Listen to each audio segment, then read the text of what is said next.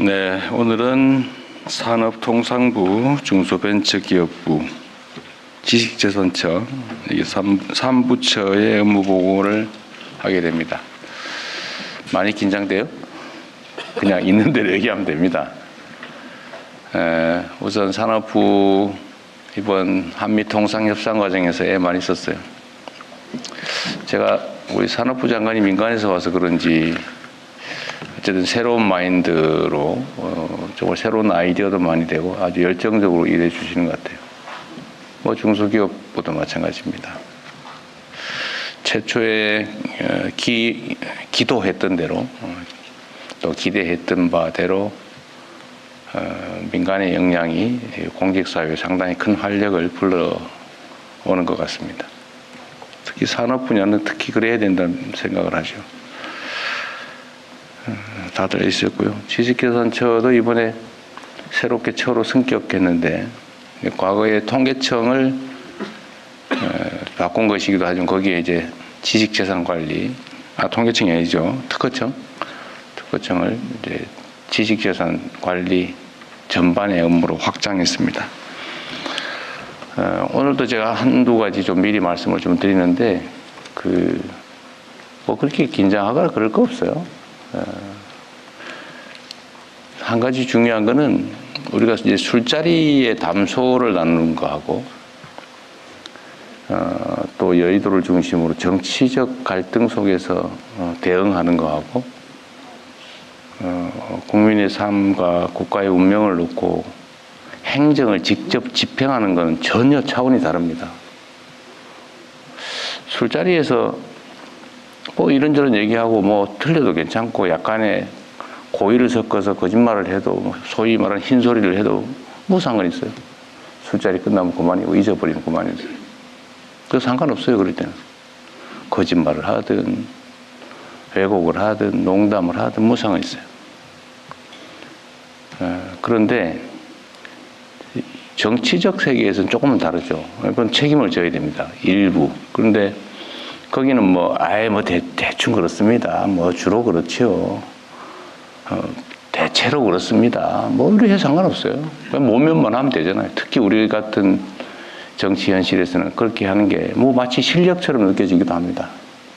질문에 답을 안 하고 엉뚱한 소리 하고 뭐 저도 가끔씩 그럴 때가 있죠. 아주 곤란한 질문하면 딴 얘기로 슬쩍 넘어가고 뭐 그건 정치 세계니까요. 서로 공격을 주고받는 관계니까 그럴 수 있습니다. 근데 그것도 너무 지나치면 안 되겠죠. 국회 가서 거짓말해서 위증죄로 처벌받고 이러면 안 되잖아요. 왜냐하면 국회도 공식적인 국민의 업무를 대리하는 공간이기 때문에 그렇습니다. 그런데 이 행정 집행을 하는 장에서는 여러분과 저는 상사와 부하 직원의 관계 있죠. 지휘 관계 있습니다. 그리고 상사들은 다 알 수 없어요. 저 장관들, 처장도 계시지만 그거 어떻게 다 알겠어요? 소관사부터 100% 다 아세요? 그 실무자도 자기 업무에 대해서 100% 안다고 하기 어려워요. 그 엄청난 업무 영역에 걸친 복잡한 일들 다 어떻게 알겠어요? 모르는 게 당연한 겁니다. 그러나 모르는 게 잘한 건 또 아니에요. 최선을 다해서 알아보고 자기 업무는 최소한 중요한 부분을 파악하고 언제든지 서면 없이도 설명할 수 있을 정도는 돼야죠. 물론 처음에는 그게 안 되겠지만 시간이 지나면 당연히 해야 되는 일입니다. 그래서 업무 파악하는데 보통 뭐 6개월 또 아주 길게 잡으면 한 1년쯤 걸린다는 얘기도 있어요. 그래서 장관들이 취임하면 업무 파악하고 행사 다니다가 그냥 집에 간다 이런 얘기도 있어요. 우리 두 분 장관님 그러지 않으실 거죠. 워낙 뛰어나시니까. 어쨌든 그 기간을 최소한 줄이는 게 중요해요. 업무 파악을 빨리 해야죠, 당연히. 담당 국장이 되든 실장이 되든 뭐 과장이 되든 당연히 승진을 해서 또는 전보를 해서 그 업무를 맡으면 그 업무는 뭐 밤은 새지 못할지라도 최선을 다해서 빨리빨리 파악을 해야 돼요. 그러라고 자리 주고 수당 주고 권한 주고 하는 거 아닙니까? 이건 너무나 당연한 일이고 특히 행정 조직 내에서는 어제도 내가 얘기했지만 허위 보고를 하면 상사는 그 얘기를 믿을 수밖에 없어요. 그걸 파악하고 알고 있는 경우는 우연이거나 아주 희귀한 경우죠. 그런데 이게 상사들은 그걸 모르는 경우가 많습니다. 그래서 아주 악의적인 사람들은 그걸 활용을 하죠. 적당히 거짓말하고, 그래서 자기 이익을 챙기고, 또는 잘 몰라서 혹시 혼날 것 같으니까 적당히 거짓말 회피하는 왜곡 보도하고. 그게 제일 나쁘죠. 악의를 가지고 하는 거짓말, 허위 보고는 정말로 나쁜 거고, 자기의 무능함을 감추기 위해서 하는 거짓말도 그렇게 칭찬받을 일은 당연히 아니죠. 모르는 거는 당연한 일이긴 한데 그렇다고 뭐 권장되는 훌륭한 일은 아니죠. 모르는 거는 모르는 데 대한 책임을 져야 되는 겁니다. 권한의 크기만큼 책임을 지는 거예요. 세상에 공짜는 없죠. 권한은 크고 책임은 적은 거 그런 거 없습니다. 세상에. 권한만큼 책임을 지는 거죠. 책임만큼 권한이 생기는 거예요. 또. 그런데 권한을 행사하면서 자기가 주는 온갖 명예와 혜택은 다 누리면서도 책임은 다하지 않겠다는 그런 태도는 정말 천하의 도둑놈 신부 아닙니까? 그건 공직자뿐만이 아니라 일반 사회생활을 하는데도 어떤 역할도 맡아서는 안 되는 사람들이에요. 왜 그 자리 차지하고 있습니까? 일하기 싫으면 하지 말지. 돈과 명예를 누리고 싶으면 열심히 나가서 돈 벌어서 일하세요. 공직자들이 그러면 됩니까? 공직이라고 하는 게 책임이 뭔지 아닙니까? 제가 며칠 이렇게 업무 보고를 하다 보니까 제가 미리 얘기하잖아요. 모르는 거 당연하다. 칭찬받을 일은 아니지만 그렇게 비난할 일도 아니다. 문제는 이 상명하복의 지휘체계 속에서 부하는 부하로서의 역할을 잘해야죠. 제대로 보고하고 보고할 거 하고 왜곡하지 말고 허위 보고하지 말고 상사의 판단을 도와줘야죠. 그게 부하의 보좌 책임을 다하는 거 아닙니까? 그래서 행정 영역에서는 허위 보고 절대 하면 안 돼요. 제가 수없이 얘기하지 않습니까? 애매한 표현 하지 말라고. 차라리 모른다고 하세요. 누가 제가 모른다고 야단쳤습니까? 좀 더 공부하고 좀 더 노력해서 보완하면 되죠. 이거 수없이 강조를 해도 가끔씩 이 정치에 너무 물이 많이 들었는지 그런 사람들이 있어요. 행태가 그런 거죠, 행태가. 1분 전에 얘기한 거하고 1분 후에 얘기한 게 달라요. 그러면 됩니까, 사람이? 그리고 이 자리에서 얘기한 거하고 뒤에가 딴 데 가서 또 딴 얘기해요. 그러면 됩니까? 여긴 정치적 논쟁의 자리가 아니에요. 여기는 행정을 집행하는 지휘체계 속에 있는 사람들 간에 서로 보고하고 보완하는 그런 자리입니다. 여기 정치적 논쟁을 하는 자리예요. 제가 정치적 색깔을 가지고 누구를 비난하거나 누구를 불이익을 줬습니까? 유능하면 어느 쪽에서 왔든 상관없이 쓰잖아요.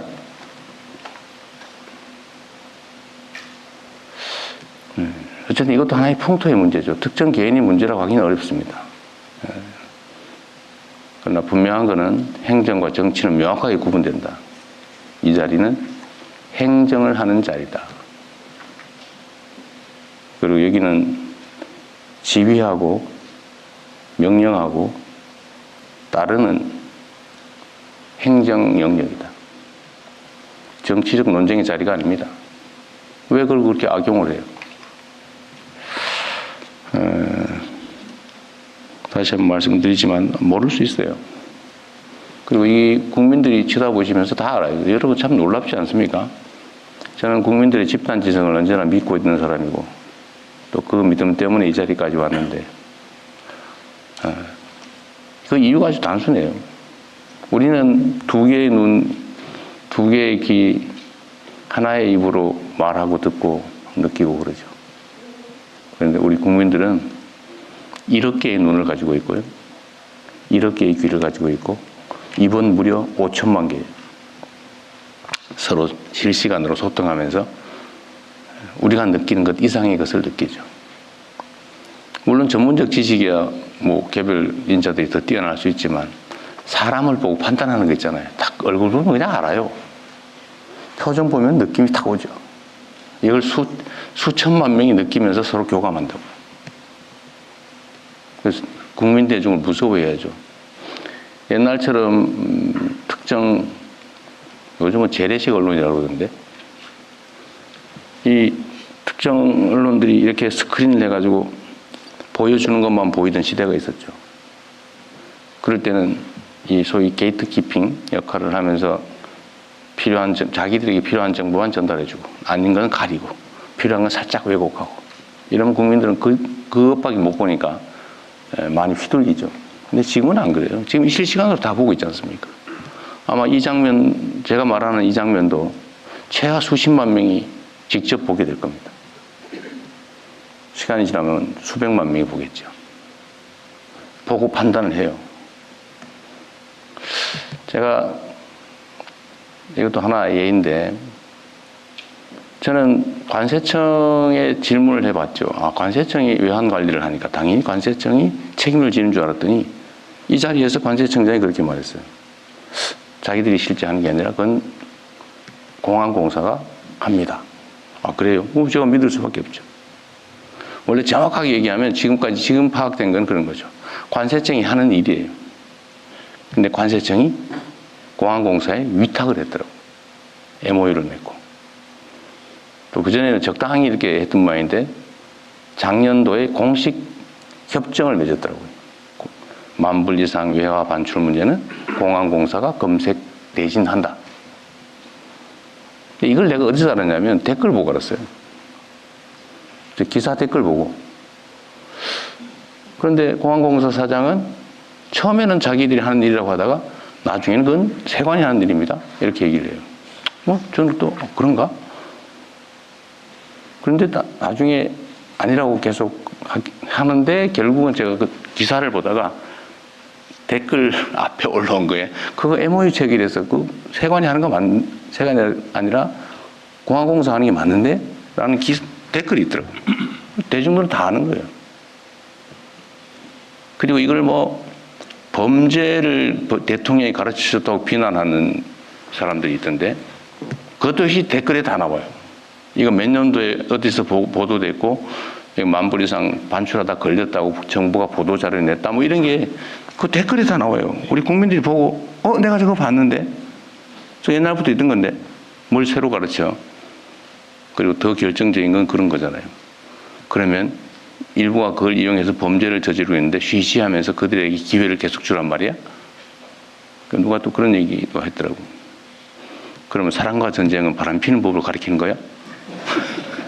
그 패널이 그런 얘기를 하더라고. 이게 상식 세계와 몰상식 세계의 공존이죠. 하여튼 중요한 거는 우리 국민들은 집단 지성을 통해서 이걸 다 보고 있어요. 제가 이 업무보고 자리를 공개하는 이유도 그거죠. 우리도 여기 적응해야 됩니다. 직접 민주주의가 점점 강화돼 가잖아요. 아마 전 세계에서 민주주의적 소양이 가장 뛰어난 사람이 전 대한민국 국민들이라고 생각합니다. 이런 부당하고 아니면 불공정하고 불투명하고 이런 걸 용인하지 못하잖아요. 용서하지 않아요. 그러니까 총칼을 든 계엄군도 순식간에 제압하죠. 국민들의 손으로. 그리고 우리의 일을 대신하는 공직자, 정치인들이 왜 우리의 뜻에 어긋나는 일을 하느냐고 말은 직접 잘 안 하지만 끊임없이 보고 판단하고 그리고 쌓아두고 있어요. 그리고 어느 순간에는 그 권력을 행사하죠. 국민을 우습게 보면 안 됩니다. 그래서 이 업무도 가급적 다 공개해야죠. 공개 행정의 원칙 있잖아요. 법에 있잖아요. 근데 왜 공개하는 것을 그렇게 탐탁지 않게 여기는 사람들이 있습니까? 당연히 공개해야지. 그렇지 않습니까? 다시 원래로 돌아가서 스트레스 받지 말자. 그리고 이건 일종의 기회일 수 있어요. 자기 하고 싶은 얘기도 좀 하고. 공직사회라고 하는 게 제가 제일 아쉬운 게 그런 거예요. 쉽지 않지만. 말하라면 절대 안 해요. 근데 여기는 의외로 말을 하는 분들이 꽤 있더라고요. 그거 되게 좋은 일이죠. 이게 상명하복이 워낙 익숙하다 보니까 무슨 회의 때 되면 절대 말을 안 하는 게 무슨 미덕처럼 그렇게 돼 있던데 그렇지 않았으면 좋겠어요. 상사들은 담당자보다는 훨씬 몰라요, 원래. 자유롭게 얘기해야죠. 그리고 좋은 제안이 있으면 또 하고. 그리고 마지막으로 하여튼 우리 여러분의 손에 대한민국의 운명이 달려 있습니다. 지금은 또 특히 그런 시기죠. 전 세계가 격변하고 있잖아요. 정말 격동의 시대입니다. 그리고 그 사회를 이끌어가는 건 결국은 뭐 돈을 버는 거, 기술 개발하는 건 기업들이 하겠지만, 그러나 방향을 정하고 그들이 행동할 수 있는 틀을 만들고 그들을 이끌어가는 것은 여전히 공직자들이에요. 그 중에서 그 행정공무원들이죠. 그리고 국민의 권력이 대통령만 가지고 있는 건 아니죠. 대통령의 권력은 대개 다 위임돼 있어요. 제가 직접 하는 게 뭐 있습니까? 다 여러분을 통해서. 또 여러분도 마찬가지예요. 직접 합니까? 뭐 일부는 하겠죠. 그러나 대부분은 또 과장들한테 또 위임돼 있죠. 과장들은 또 실무자들에게. 온 공무원 100만 명 이상이 국민의 일을 대신하고 있는 거예요. 그리고 거기에 국가의 운명이 달려있다. 여러분들이 얼마나 귀한 존재인지를 스스로 자각할 뿐만 아니라 자긍심을 느끼십시오. 여러분은 거의 어떻게 보면 신의 역할을 하는 사람이기도 해요. 여러분이 어떻게 하냐에 따라서 누군가 죽고 누군가 삽니다. 죽을 사람이 살 수가 있죠. 자살자가 15,000명, 산업재해 사망자가 1,몇백 명. 이거 10%만 줄여도 어쨌든 이런저런 노력들을 통해서 10%만 줄여도 최소한 수천 명이 죽지 않고 살아고 새로운 생명을 얻지 않습니까? 그게 여러분이 하는 일이에요. 여러분 손에. 지금 이 순간에도 누군가 죽어가고 있겠죠. 누군가는 죽을까 고민하고 있겠죠. 그런 문제를 우리가 해결하는 사람들입니다. 그리고 그게 선이나 아니면 그냥 인심 쓰는 게 아니고 의무죠, 의무. 너무 무거운 얘기를 한 것 같은데, 자, 한 2시간 했지만 즐거운 마음으로 한번 해봅시다. 네, 고맙습니다.